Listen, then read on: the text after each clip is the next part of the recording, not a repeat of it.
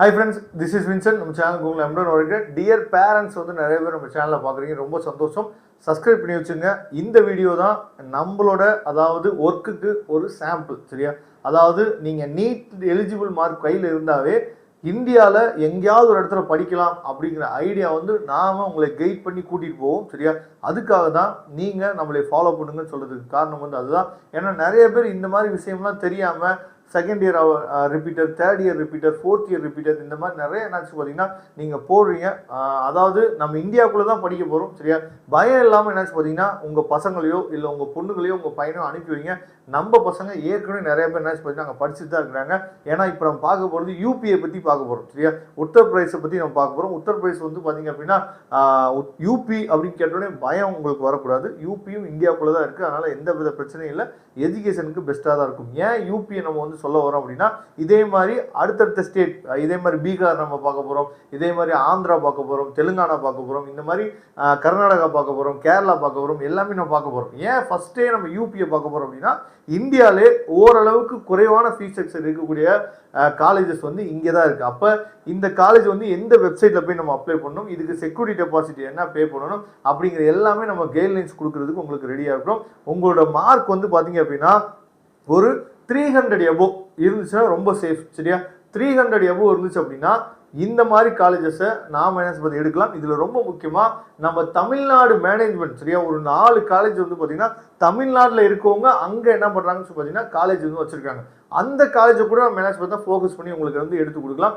நான் ஏற்கனவே சொல்லியிருக்கேன், நீங்கள் சென்னைக்கு நியரஸ்ட்டாக இருந்தீங்க அப்படின்னா நம்மளோட பிரதரோட ஆஃபீஸ் வந்து அங்கே இருக்குது. அப்படி இல்லை நீங்கள் திருச்செங்கோடு இந்த மாதிரி, அதாவது கோயம்புத்தூர் இந்த ஏரியாவில் இருக்கீங்க அப்படின்னா திருச்செங்கோடில் கூட நம்ம மேனேஜ் பண்ணிங்கன்னா உங்களுக்கு வந்து ஆஃபீஸ் இருக்குது, நீங்கள் வரலாம், எந்த வித பிரச்சனையும் கிடையாது. அதனால் கண்டிப்பாக நீங்கள் வாங்க, நாம் ஹெல்ப் பண்ணலாம். ஏன்னா இப்போ நமக்கு வர பேரண்ட்ஸ் நிறைய பேர் இப்போ வராங்கன்னு வச்சுக்கலாம், நீங்கள் எல்லா பேரும் சேர்ந்து கூட என்னாச்சு பார்த்தா ஒரு காலேஜ் போகலாம், அது இன்னும் சேஃபாக இருக்கும், சரியா?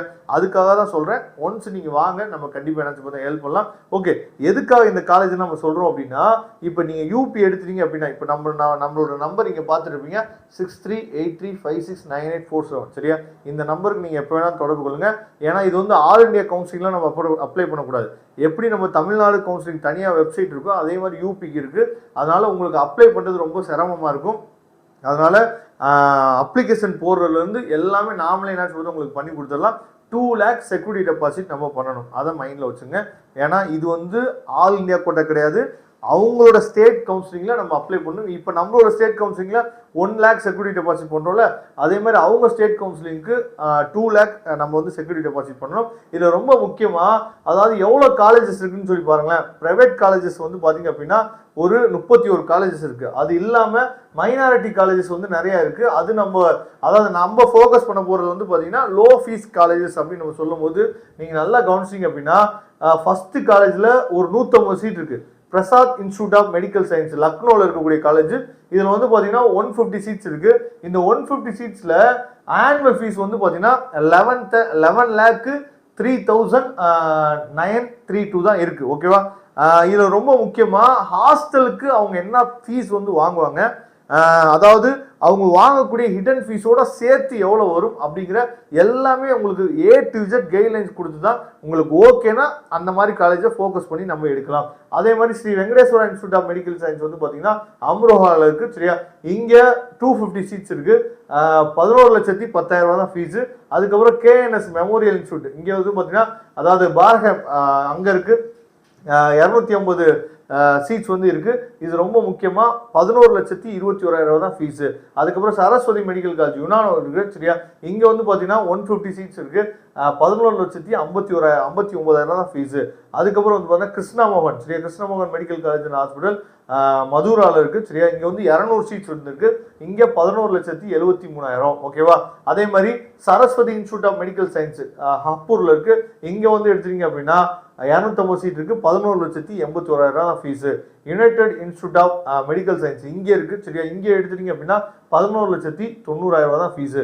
அப்போ கிட்டத்தட்ட ஒரு 7 காலேஜில் 12 lakhக்குள்ள ஃபீஸே வந்து பார்த்தீங்கன்னா 12 lakhக்குள்ள தான் வருது. ஆனால் நம்ம தமிழ்நாட்டில் 15 லட்ச ரூபா வந்து ஃபீஸ் மட்டுமே 15 லட்ச ரூபா வரும். அது இல்லாமல் ஹாஸ்டல் ஃபீஸ் அப்புறம் ஹிடன் ஃபீஸ் அப்படிலாம் நிறையா போயிடும். அதுக்கப்புறம் நீங்கள் அதாவது 12 லேக்லேருந்து 13 லேக்குள்ள எடுத்துட்டீங்க அப்படின்னா அது ஒரு 7 காலேஜ் இருக்குது சரியா.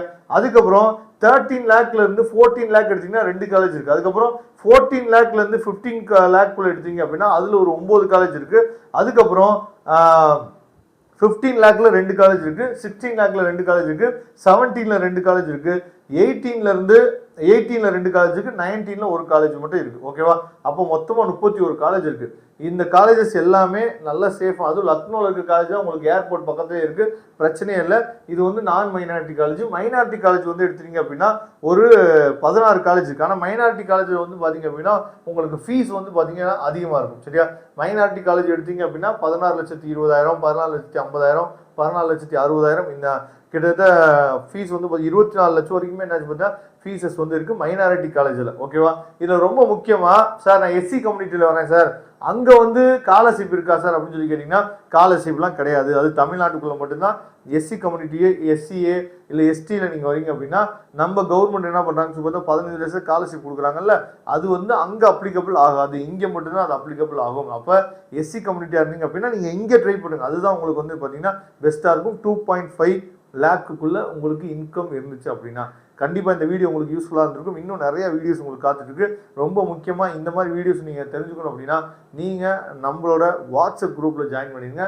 வாட்ஸ்அப் குரூப்போட லிங்க் டிஸ்கிரிப்ஷன் பாக்ஸில் இருக்குது. தேங்க்யூ ஃப்ரெண்ட்ஸ், நெக்ஸ்ட் வீடியோ பார்க்கலாம். அதுவரை உங்களுக்கு விடைபெறுவது உங்கள் நண்பன் வின்சென்ட். தேங்க்யூ.